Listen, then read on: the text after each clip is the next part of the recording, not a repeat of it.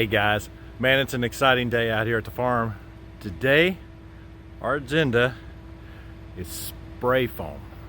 So everything's been inspected, electrical, plumbing, HVAC, all that has been inspected, and we got cleared to put the spray foam around all the walls. And once the spray foam was up, one more inspection, and then after that inspection, drywall.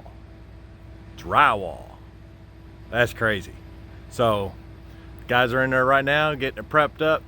They got the trailer outside fired up. Nice trailer, brand spanking new, all brand new equipment, top-notch stuff. They're going to start spraying the walls on the inside. I'll take some videos and some pictures of that, so hang tight. This thing's coming along, man. Later.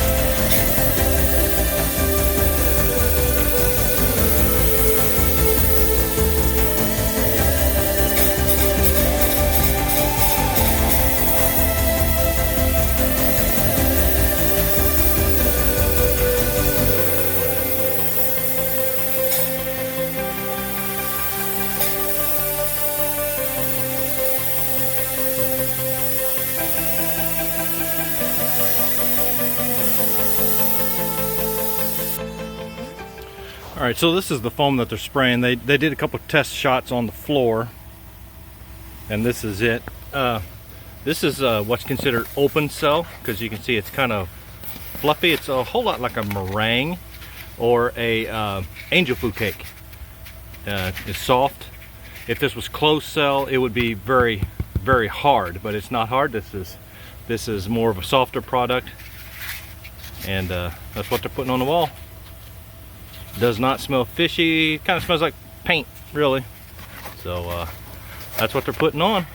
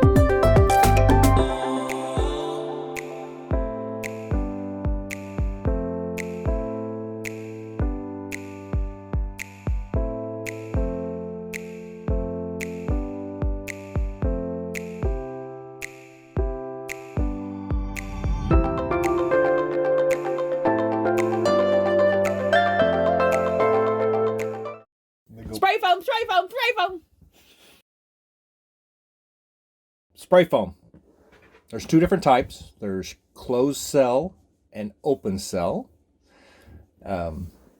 Ours was all open cell foam, which is a fluffier, more like I stated on there, it's more of a meringue type of foam.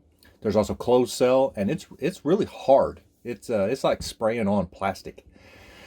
We did not require closed cell because we have a vapor barrier around our entire house. So if you have a vapor barrier on your property, on your house, then you do not need closed cell. If you just had, let's just say, barn siding, let's say you had a barn out in your farm and you just wanted to spray the inside, you could not spray open cell on it. You have to put closed cell on it first. That forms a vapor barrier, and then you spray the open cell on top of it. A couple of the things that we wanted to make people aware of are that the odor that it produces for at least 48 hours, maybe even a little longer.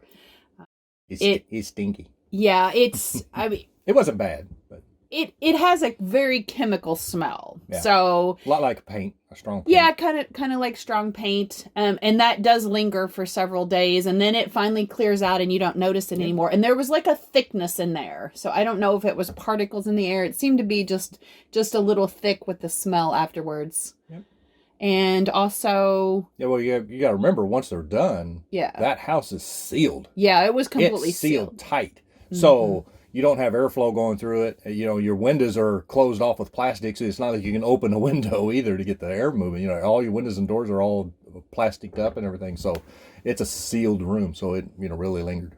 You could tell it was sealed. When you walked in, it was like walking outside with a heavy blanket of snow on the ground. That's the feeling I got. In the deep of winter, when everything's just silent and there's like 6 to 8 to 12 inches of snow on the ground. That's what it felt like to me. So it was like an insulated... And it was quiet. Feeling, very quiet. It was a lot quieter. It was like that. It was silent... just board and 2x4s and everything where it echoed. Yes. And once the foam was in, it really helped out. Still echoed, but not nearly as bad. Right.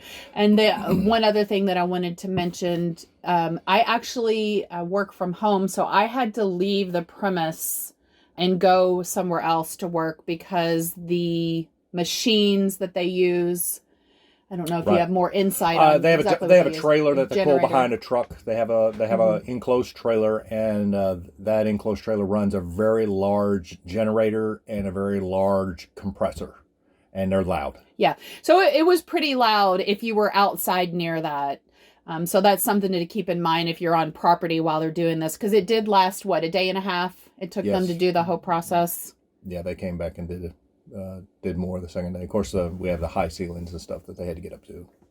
And then the thickness, what we're going to talk about the cost too, but what they invoiced us for or quoted us for the thickness of the walls and the ceiling. Yeah, according to our county regulations, you have an R value that you have to have in your walls and an R value you have to have in your ceiling. That's governed by your local county building, planning and zoning, and your building inspectors. You have something in your county, so you have to find out what yours is. Obviously, the farther north you go, the thicker it all gets because you need more R value to insulate your walls and your ceilings. And ceilings are different than walls. We were quoted that we required 3.5 inches of spray foam, open cell spray foam in the walls and 6 inches in the ceiling. There was 6 inches in the ceiling. I can't measure the ceiling really because it's way up high and I just never got up there. We have 2x6s and the 2x6s are covered, so I figured it's 6 inches. The walls were supposed to be 3.5 inches. Our walls are actually 7.5 inch deep because of they're framed with a 2x6. Then there's a 2x4 on the outside. So it makes it 7.5 inches thick, and they almost filled them up. So we were only supposed to get 3.5 inches, and we got a whole lot more. Now I did talk to the insulator because I was going to ask him how much it would cost to put more in than the 3.5 inches. And basically, he told me that once you get so much in, you lose the benefit. It doesn't benefit you anymore. I don't know how far that floats, but But we got a lot more than we paid for, so that was a definite plus up. And what everybody wants to know is, what is the cost of the spray foam? Well, it's actually very good. We weren't going to do spray foam. We wanted spray foam because of everything you hear about it as being a lot better. It's don't have as many air gaps and things like that. So we wanted it. But I always thought the price was way out of range. Yeah, we thought it was going to be in the range of $12,000 is what I figured. Yeah, well, I thought it would end up being. And I quoted the pink insulation, just putting it in and doing it myself. Now, purchasing it, the insulation would have cost me around $3,100 just to buy the insulation to do the whole house. So that was my gauge number to go off of. I sent off for requests for quotes from spray foam companies, and one person came out, and it was one of the bigger high-end companies, and they gave me a quote, and it was $6,800, and I was like, well, it's going to cost me $3,100 to do it myself. So I was like, I'll just have you do it and get spray foam, a lot better product. Finally, later, before we cut a contract to them, a second person, a local person, contacted me, and I said, yeah, go ahead. I haven't done anything yet. Come on out and give me a quote. And he gave me a quote, and he quoted me $4,800. And it's going to cost me $3,100 just to buy it. I mean, that was a no-brainer there. I mean, by the time you try to insulate that ceiling, the ceiling is what was going to get me, because it's way up in the air. It was just going to be a nightmare. And that was a no-brainer. So right, and we don't have any interior walls foamed. It's all the exterior walls. Yes. And I don't know how they configure the price, but we basically have 1,600 square foot with the loft, and we have 16-foot walls. Well, it's 1,200 in a square, 1,200 square feet on the floor. Okay. Square. Then you have 16-foot walls that then transition up to the cathedral ceiling. I don't know what the total square footage is. I don't think anybody ever gave me the total square footage. But as you can see on the invoice, he just put open cell foam, and he put spray the 3.5 inch to the exterior walls and 6 inch to the underside of the roof deck of the buildings in the living area. And the total cost was great. We thought it was we thought it was very reasonable. And we have heated floors as well. So we really did want the spray foam. And when he gave us the price of $4,800, we pretty much said, when can you be here? Well, I hope this answers any general questions that you guys have about spray foam. We are 101% happy with the spray foam that was done, and we would definitely do it again. So if you have any comments, go ahead and leave those below, and we'd be happy to answer any of your foam insulation questions or any other questions you have about our pole barn. And if you haven't subscribed to our channel, go ahead and do that. We would love for you to subscribe and hit that bell so you get future notifications. We have a lot of future stuff coming up with the pole barn. Thanks, guys, and as always, have an awesome day. See ya. Bye.